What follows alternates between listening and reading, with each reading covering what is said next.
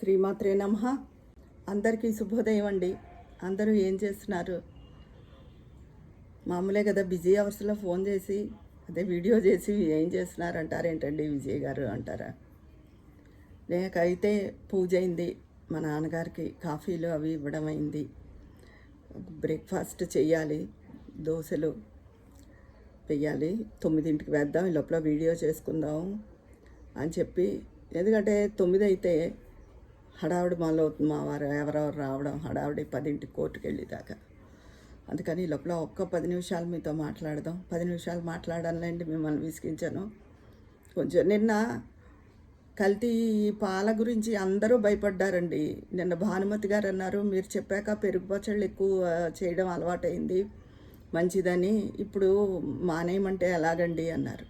నేనేమో once of all ఒక్కసారి మానలేము అంటే, ఈ ప్యాకెట్వి అవి కొంచెం విజయావి హెరిటేజ్ అవి కొంచెం వాటి మీద గవర్నమెంట్ ఇది ఉంటుంది కాబట్టి తనిఖీలు కొంచెం అవి మంచివని ఏవో వాడడం ఒక్కసారి మానలేము. కానీ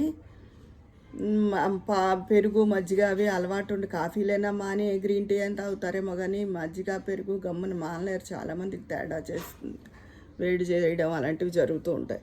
అయితే కానీ భయం మాత్రం అందరిలో కలిగిందండి. అంత సీరియస్ అయ్యేటప్పటికి ప్రతి వాళ్ళు భయపడ్డారు కదా, నాకు మటుకు నేను భయపడ్డాను. అందరికీ భయం అనేది కలిగింది. పైగా ఇప్పుడు బయట ఫుడ్ పాయిజన్ అవి జరిగిందనుకోండి, వామిటింగ్స్ అవి అయ్యి ఏవో సెలైన్లు అవి పెడతారు. ఇది ఏకంగా యూరిన్ బంద్ అయిపోయి కిడ్నీలు ఎఫెక్ట్ ఇచ్చేసి ప్రాణాలు పోయి చాలా దారుణం జరిగింది కదా. అందుకని భయం వేస్తుంది. మా వాళ్ళకి అసలు, మా పిల్లలకి నేను ఎప్పుడు ఇవన్నీ కాదు కానీ చిన్నప్పటి నుంచి చెప్పేదానికి, ఎండాకాలం పాలు తొందరగా పాడైపోతాయి, ఈ రోజ్ మిల్క్లని మిల్క్ షేక్లని బయట తాగద్దు, నేను కావాలంటే ఇంట్లో తయారు చేస్తాను మీకు అని చెప్తూ ఉండేదాన్ని నేను ఎప్పుడు. తర్వాత శీతాకాలం ఐస్ క్రీములు తినద్దు, ఎక్కువ ఐస్ క్రీములు ఎవరు తినరు, అందుకని అవి ఎక్కువ నిలవ ఉండిపోతాయి, అవే ఇచ్చేస్తారు వాళ్ళు, థ్రోట్ ఇన్ఫెక్షన్స్ ఈజీగా వస్తాయి అని చెప్తాను. ఎండాకాలం జలుబులు అవి చేస్తాయని డ్రింక్స్ అలాంటివి జోలికి వెళ్ళొద్దు అంటారు. మా చిన్న అబ్బాయి ఎప్పుడు నన్ను ఏడిపిస్తాడు, సీజనల్ మమ్మీ ఇవి అని. ప్రతి సీజన్కి ఒక కాజ్ చెప్తావు మమ్మీ నువ్వు, ఇంకెప్పుడు తాగమంటావు, ఎప్పుడు తినమంటావు ఐస్ క్రీమ్స్ అంటూ ఉంటాడు.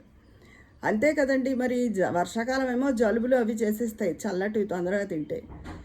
ఎండాకాలం పాలు తొందరగా పాడైపోతాయి, ఆ పాలతోనే వాళ్ళు బాదం గీర్లని మిల్క్ షేక్లని అవి చేసేస్తారు. దానివల్ల గ్యాస్ట్రిక్ ప్రాబ్లము, వామిటింగ్స్ అవన్నీ అవుతాయి పాలు ఏమాత్రం తేడా జరిగినా.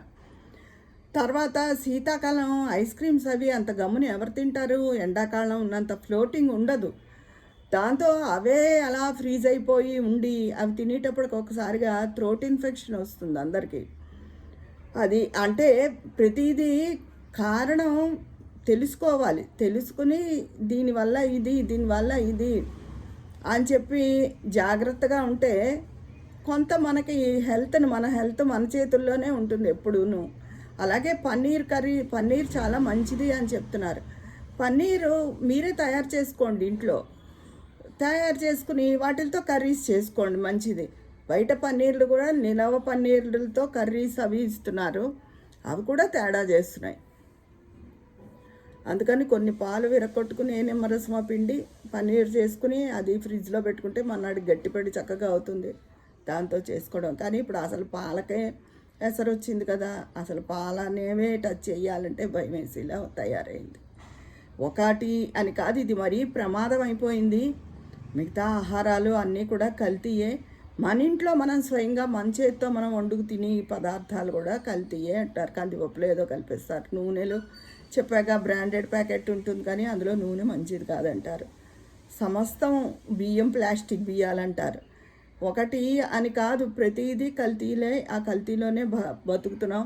భగవంతుడు ఎన్నాళ్ళు మనకు ఆయుర్దాయం ఇస్తే ఆ అన్నాళ్ళ ఆయుర్దాయం అని స్వీకరించడం అంతే. అదే పెద్దవాళ్ళ వరకు మన ఏజ్ వరకు కూడా ఇంక ఏదో ఒకటి అవుతుందిలే అనుకోవచ్చు. కానీ ఎటు కాకుండా చిన్నపిల్లలు, యువత, ఇంకా చిన్నపిల్లలు వాళ్ళకి ఏదైనా జరిగితే బాధగా ఉంటుంది కదా చాలా. అది సంగతి అండి. అందుకని ప్రతి వాళ్ళు ఎవరు అవేర్నెస్ వాళ్ళు అందరూ ఇదిగా ఉండి జాగ్రత్తగా ఉండి ఉండాలి. కానీ ప్రతి వాళ్ళు గట్టిగా అడగాలి. ఓట్లకి డబ్బులు ఇస్తున్నారనో ఇంకోటి ఇస్తున్నారనో ప్రలోభపడిపోకూడదు. మాకు సరైన ఆరోగ్యం, ఉచిత ఆరోగ్యం మాకు అందజేయాలి. ఏ ఇదైన వాళ్ళైనా మరీ బోల్డ్ ఇది ఉంటే తప్ప కోట్లు ఎవరు అందరి దగ్గర ఉండవు కదా. ఉన్న లక్షల డబ్బులు కాసిన వైద్యానికే అయిపోతే తర్వాత వాళ్ళు బతుకెలా గడుస్తుంది. అందుకని ఉచిత వైద్యం అన్నది వేరే పథకాలు ఏమీ అక్కర్లేదు. ఉచిత వైద్యం అందరికీ అందాలి. అలాగే ఈ కల్తీ ఆహార కల్తీ నిరోధక చట్టం తీవ్రంగా కఠినతరంగా ఉండాలి, భయపడిపోయేలాగా వ్యాపారస్తులు అందరూ. అది ఆ విషయంలో మాత్రం అవినీతి జరగకూడదు. ఎందులో జరిగినా, అంటే ఎందులోనైనా జరగాలని కాదు, అలా జరుగుతూ ఉంటాయి కదా, మనం ఎంత తాపత్రయపడ్డా. అందుకని ఫుడ్ విషయంలో మాత్రం జాగ్రత్తగా ఉండాలి. అందరూ మన జాగ్రత్తలో మనం ఉండాలి. ప్రభుత్వము ప్రజలకి మంచి వైద్యము, మంచి ఆహారాన్ని అందేలా చూడాలి. ఏమిచ్చినా ఇవ్వకపోయినా. ఇదండి నేను చెప్పేది. ఈరోజు చెప్పేది ఇదే. మీ అందరి అభిప్రాయాలు కూడా కామెంట్ బాక్స్లో తెలియజేసేయండి. మరి నాకు కొంచెం నీరసం అది తగ్గిందండి, మందులు అడ్జస్ట్ అయింది. కాస్త నా మాటలోను మొహంలోనూ మార్పు మీకే తెలిసి ఉంటుంది. ఉంటాను మరి. కామెంట్ బాక్స్లో మాట్లాడుకుందామా? మీ స్నేహితురాలు యపన్నారా.